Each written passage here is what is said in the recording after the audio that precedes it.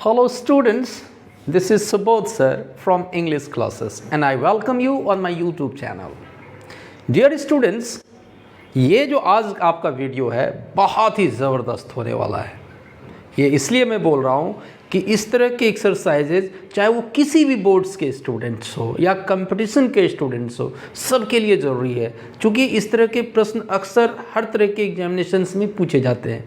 आज आपका है प्रैक्टिस सेट, यानी कि सॉल्व प्रैक्टिस एक्सरसाइज है आज, और इसमें आज मैं आपको सब्जेक्ट वर्ब एग्रीमेंट चैप्टर से, which is one of the most important chapters of English grammar, उस चैप्टर से, उस लेसन से मैं आपके लिए प्रैक्टिस एक्सरसाइज लेकर आया हूँ। तो चलिए विदाउट सवाए गवाए वीडियो को शुरू करते हैं। लेकिन एक चीज़ मैं आज ज़रूर आपको कहूँगा कि अगर वीडियो पूरा देखने के बाद आपको अच्छा लगे तो मेरे चैनल को ज़रूर सब्सक्राइब कर लेना, वीडियो को लाइक कर लेना और शेयर कमेंट तो आप करते ही हो, है ना। चलिए देखते हैं क्या है। फर्स्ट क्वेश्चन कहता है, more than one girl were awarded by the college administration, awarded by the college administration। अब देखना, ये जो फर्स्ट सेंटेंस है आपका, थोड़ा सा आप इस पे गौर करो। यहाँ पे एक्सप्रेशन है मोर देन, तो रूल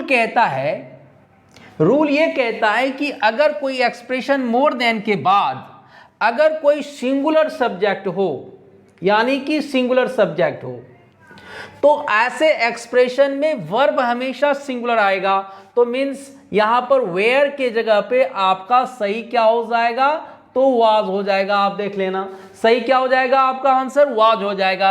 अब अगर यही रहता more than 50 girls, more than 5 girls, अगर ये हो जाता तो आपका यहां पर वर्ब प्लूरल हो जाता।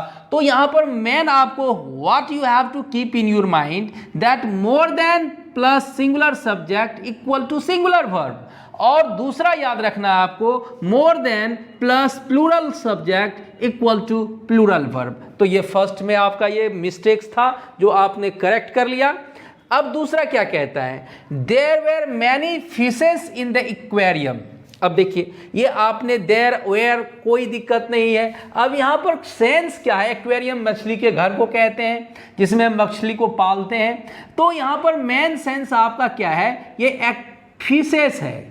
तो अनेक सारे ऐसे शब्द हैं बेटे, जैसे कि आपका डियर है, शीप है, फिश है, ये ऑलरेडी अपने आप में प्लूरल होते हैं। क्या होते हैं, ऑलरेडी अपने आप में प्लूरल होते हैं। तो ऐसे संदर्भ में हमको फिशेस का प्लूरल नहीं बनाना है, बल्कि हमको केवल फिश रखना है, और ये वाक्य आपका करेक्ट हो जाएगा। तो एरर आपका फिशेस में था। क्या कहता है, there were many fishes in the aquarium. The correct answer is there were many fish in the aquarium. Now come to the third sentence. क्या कहता है, it is I who is responsible for the loss of the business।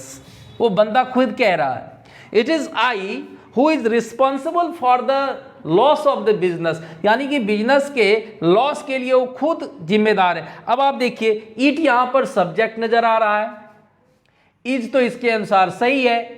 अब आई जो है यहाँ पर फिर क्या है, ये एंटीसीडेंट है, और हु क्या है, ये रिलेटिव प्रोनाउन है। ये आप याद रखिएगा कि ये रिलेटिव प्रोनाउन है।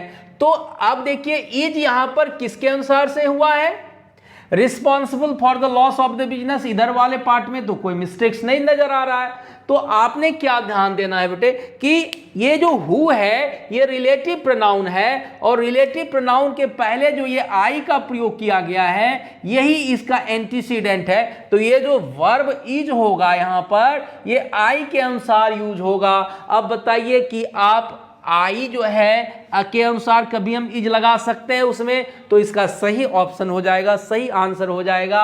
आपको इज के जगह पे आपको क्या यूज कर देना है, तो एम का प्रयोग कर देना। याद रख लेना, it is I who am responsible for the loss of the business. थोड़ा सा सुनने में अलग ढंग का लगता है, बट हकीकत यही है। ईज सुनने में अच्छा लगता है, विद्यार्थी स्टूडेंट्स मिस्टेक वहीं कमिट कर जाते हैं। लेकिन ये याद रखना कि हु जो है वह रिलेटिव प्रोनाउन है, आई उसका एंटीसीडेंट है, और यहाँ पर इज जो वर्ब है इसी एंटीसीडेंट के अनुसार होगा।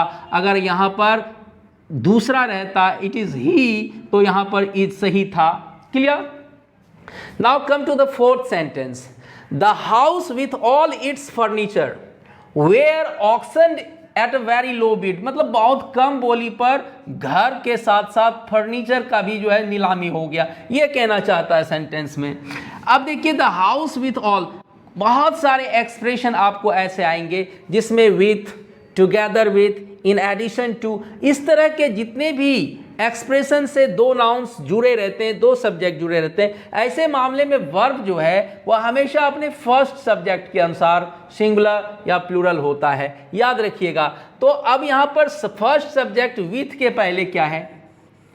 विथ के पहले फर्स्ट सब्जेक्ट आपका हाउस है, तो यहाँ पर फर्नीचर तो ऑलरेडी हमेशा इसमें सिंगुलर वर्ब का ही प्रयोग होता है। तो ऐसे भी आप देखो कि विथ से जुड़ा हुआ है दो subject, with all its furniture, और यहाँ द हाउस, तो विथ से अगर जुड़ा रहे तो ऐसे मामले में हम सिंगुलर वर्ब का प्रयोग करते हैं। तो सही क्या हो जाता? वाज हो जाता। यहाँ वेयर के स्थान पर आपका वाज हो जाता। Now come to the fifth sentence, है ना? Now come to the fifth sentence. Fifth sentence क्या कहता है? No sooner he had seen her brother then he ran away. आपको लग रहा होगा कि इस सेंटेंस में कोई मिस्टेक्स तो है नहीं, है ना? लेकिन देखिए बेटा, ये इन्वर्सन सेंटेंस है। इन्वर्सन क्या होता है, मैं ये वीडियो थोड़ा ज़्यादा लंबा हो जाएगा। इन्वर्सन क्या होता है? जब सब्जेक्ट के पहले कोई वर्ब आ जाए तो ऐसे सेंटेंस में इन्वर्सन कहते हैं, उसको उलट देना, यानी वर्ब पहले नहीं, वर्ब पहले आ जाता है और सब्जेक्ट बाद में आ जाता है। तो इन्वर्सन का प्रयोग कहाँ कहाँ होता है? नो सूनर के पहले होता है, नो सूनर के बाद इन्वर्सन का प्रयोग होता है, याद रखिएगा। लिटिल के बाद होता है, नेवर के बाद होता है ना? इन सब एक्सप्रेशन के बाद हम किसका प्रयोग करते हैं? इन्वर्सन का प्रयोग करते हैं। और इन्वर्सन का प्रयोग जब होगा तो यहाँ पर नो सूनर के बाद सब्जेक्ट क्या है? ही, वर्ब क्या है? हैड। तो यहाँ पर हमको इस हैड को पहले प्रयोग करना होगा और इज ही को प्रयोग बाद में करना होगा।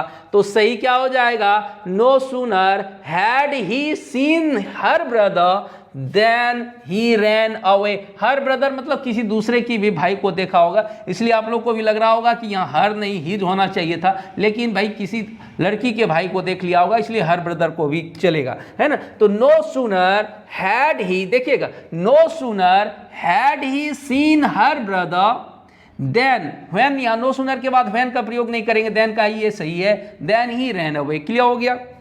Now come to the sixth sentence. Rathin as well as his sisters, कहता है अगर दो सब्जेक्ट एज वेल एज से जुड़ा रहे तो वर्ब अपने फर्स्ट सब्जेक्ट के अनुसार सिंगुलर या प्लूरल होता है, याद रखिएगा। तो एक तो सब्जेक्ट आपका रथिन है, दूसरा हिज सिस्टर है। दूसरा सब्जेक्ट क्या है? His sisters. ये तो प्लूरल है लेकिन रथिन तो सिंगुलर है, तो यहाँ पर singular verb, singular subject, singular verb, यानी कि वाज के जगह, वेयर के जगह हमको वाज का प्रयोग करना होगा, ये याद रख लेना आप। नंबर 7 में चलिए। Either he or I is responsible is to represent the college. Either he or I is to represent the college, या तो मैं वह या मैं कॉलेज को रिप्रेजेंट करने को हूँ या करने वाला हूँ। अब देखिए, आइदर और, नाइदर नॉर से अलग अलग, अगर ये देखिए ये सेकेंड पर्सन, थर्ड पर्सन है, ये फर्स्ट पर्सन है, ऑर्डर तो सही है 231 के अनुसार, सेकेंड पर्सन, थर्ड पर्सन और फर्स्ट पर्सन। अब अगर जुड़ा रहे ऐसे मामले में तो आप ये देखिएगा कि अगर अलग अलग पर्सन के हो, सेकेंड पर थर्ड पर्सन है, सेकेंड पर्सन, तो वर्ब अपने नियरेस्ट सब्जेक्ट के अनुसार सिंगुलर या प्लूरल होता है या उसके अनुसार यूज होता है। तो अब यहाँ पर आई के साथ तो यूज नहीं होगा, तो सही आंसर क्या हो जाएगा? ये एम हो जाएगा। थोड़ा सा ध्यान दे देना आप लोग, है ना? 8th में क्या कहता है? The second innings were spoiled due to rain, मतलब सेकेंड इनिंग जो किसी चीज खेल का होगा, इनिंग्स वो क्या हो गया? खेल के कारण स्पॉइल्ड मतलब बर्बाद हो गए। अब आप ध्यान दे देना, इनिंग्स इनिंग्स एक ऐसा नाउन है जो देखने में प्लूरल लगता है, मीनिंग में सिंगुलर होता है। इसके साथ और भी अनेक सारे नाउन्स है, बैरेक्स है, इनिंग्स है, वेजेज है, न्यूज़ है, ये सब जो है मीजल्स है, ऐसे अनेक सारे नाउन्स हैं जो देखने में प्लूरल लगते हैं but in meaning it is they are singular. तो सिंगुलर सब्जेक्ट हो गया, तो यहाँ पर सब्जेक्ट आपका वर्ब क्या हो जाएगा, तो वाज हो जाएगा। ध्यान देना, तो क्या हो जाएगा, the second innings was spoiled due to rain. Now come to the number 9th, क्या कहते, about half of the girls, about half of the girls, ये हाफ ऑफ के बाद, ये देखिए हाफ ऑफ के बाद ये जो गर्ल्स है ये प्लूरल है, तो हाफ ऑफ के बाद अगर अनकाउंटेबल नाउन रहता तो वर्ब सिंगुलर होता, ये प्लूरल काउंटेबल नाउन है तो वर्ब यहाँ पर वेयर हो जाएगा। आप ये ध्यान दे देना, ये वर्ब क्या हो जाएगा, प्लूरल हो जाएगा। About half of the girls,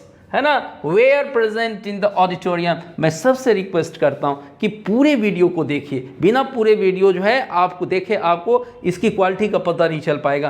क्या कहते हैं number 10, never he goes to the temple. देखिए अगर ये इन्वर्सन सेंटेंस है बेटे, इन्वर्सन का प्रयोग आप नेवर के बाद भी करते हो, लिटिल के बाद भी करते हो, यहाँ देखिए नो सूनर के बाद करते हो, है ना, इन्वर्सन का प्रयोग करते हैं। तो इन्वर्सन का जहां प्रयोग हो वहां पर हमको वर्ब का प्रयोग पहले करना पड़ता है और सब्जेक्ट का प्रयोग बाद में करना पड़ता है। तो आप यहां पर देख लो, यहां पर ही गोज है ना, तो ही गोज का इसके लिए सब्जेक्ट यहां पर पहले क्या यूज करेंगे, वर्ब डज।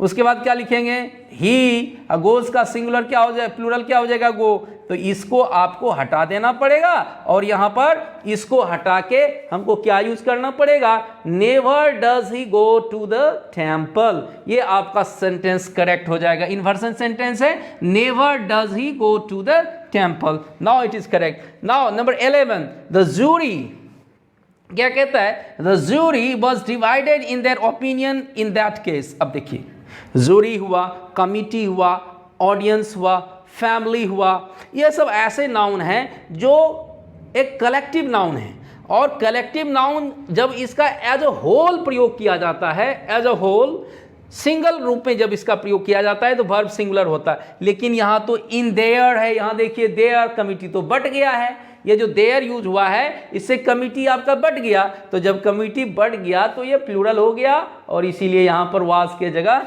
हमको वेयर का प्रयोग करना पड़ेगा। तो क्या हो जाएगा, the jury was, the jury were divided in their. यहीं पर हिज अगर रहता तो वाज सही होता, क्योंकि यहाँ पर देयर है, प्लूरलिटी में ये यूज हो गया, बट गया है, एज ए होल प्रयोग नहीं किया गया, इसलिए वहाँ पर हम वाज के जगह वेयर का प्रयोग करेंगे। Every means have been tried. Means क्या है, आप ये ध्यान दे दो थोड़ा सा, ये जो मीन्स वर्ड है, ये मीन्स का मतलब होता है उपाय, और इसके पहले ये ऑलरेडी अपने आप में सिंगुलर होता है और इसके पहले एवरी भी सिंगुलर है, मीन्स भी अपने आप में सिंगुलर है। तो जब दोनों सिंगुलर है तो आप याद रखिएगा यहाँ पर हैव का प्रयोग नहीं होके हमको किसका प्रयोग करना है, तो हैव का प्रयोग नहीं करके हैज़ का प्रयोग करना है। सही क्या हो जाएगा, every means has been tried. अब देखिए यहीं पर अगर माई लगा रहता है ना, माई लगा रहता है, हिज लगा रहता है, योर लगा रहता है और तब हो जाता माई मीन्स, तब आपका आंसर हैज हो जाता है। क्योंकि इस मीन्स के पहले अगर कोई भी पजेसिव प्रोनाउन हो, माई हो, योर हो, हिज हो, तो वर्ब सिंगुलर यूज हो जाता, सॉरी प्लूरल यूज हो जाता है, इसलिए वहाँ पर वो प्लूरल हो जाता। लेकिन यहाँ एवरी मीन्स है तो वर्ब आपका सिंगुलर हो जाएगा। This is my little effort about this solved exercise. I hope you will surely like my video and share it too. No, see you in the next class.